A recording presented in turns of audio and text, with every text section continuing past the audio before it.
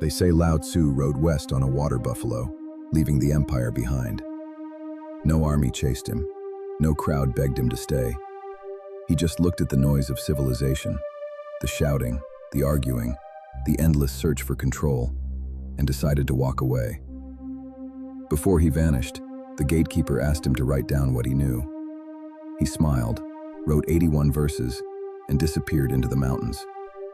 That wasn't a retirement. That was a system reboot. The Tao isn't a religion. It's a physics of flow. It says, the moment you name the way, you've already distorted it. Every label is a ripple. Every explanation is a shadow. The way doesn't need belief. It needs alignment. It's not something you follow.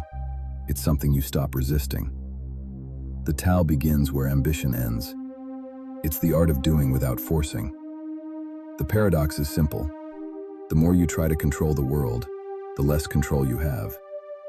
The more you let go, the more the world starts to move with you. That's not mysticism. That's feedback. The universe doesn't reward effort. It rewards harmony. Water is the Tao's favorite metaphor. It doesn't fight the rock. It shapes it. It moves around resistance until resistance becomes sculpture. Softness beats force. Yielding wins over control. In TheoryLoop terms, water is the original adaptive system.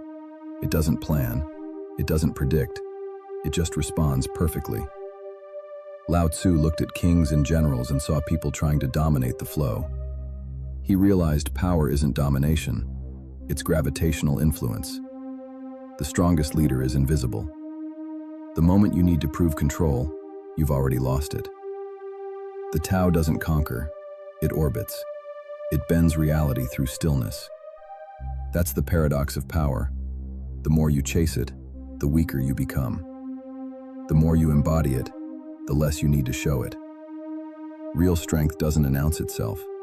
It just exists, quietly bending everything around it. The Tao also teaches that simplicity isn't poverty. It's precision. When you stop performing, the way starts revealing. Complexity collapses into clarity. You realize the universe isn't testing you. It's mirroring you. Every frustration, every delay, every obstacle is a reflection of your resistance. The world isn't against you. It's showing you where you're pushing too hard. Lao Tzu's silence wasn't withdrawal. It was signal reduction. He understood that truth doesn't need amplification. It needs quiet. When the noise dies, the pattern appears.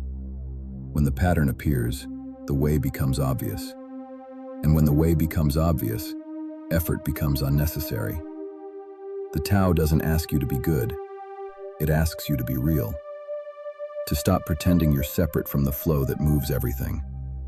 To stop trying to fix the river and start learning how to swim. In the modern world, we confuse motion with progress. We chase productivity, optimization, and control. But the Tao laughs. It says, you're paddling upstream in a river that already knows where it's going. The way isn't about speed. It's about direction. It's about trusting that the current knows more than the map. The Lao Tzu paradox is this. The moment you stop trying to find the way, you're already on it. The moment you stop trying to understand the Tao, you begin to live it.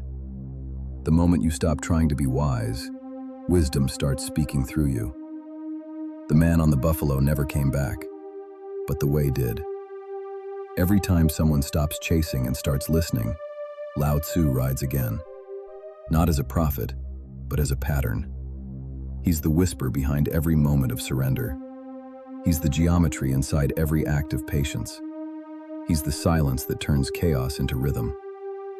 The Tao isn't ancient. It's real-time physics for consciousness. It's the operating system underneath every theory, every loop, every pattern. It doesn't care about belief. It cares about balance. And when you finally stop fighting the current, you realize the river was never trying to drown you. It was trying to carry you home.